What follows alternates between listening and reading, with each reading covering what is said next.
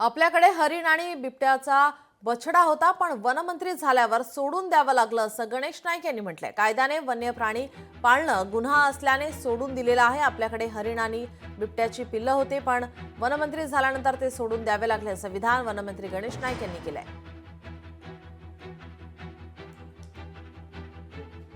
चांद कुरैशी हजारा जी मेरे लिए हरिण का बच्चा लेके मुझे कहाँ से लाया, तो बोलते काफिले में ये आ गया। मैंने संभाला था उसको।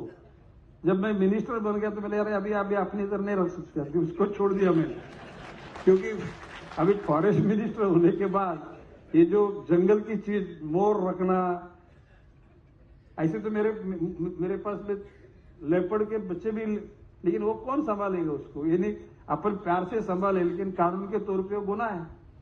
प्यार उधर रुकाना पड़ता है प्यार को।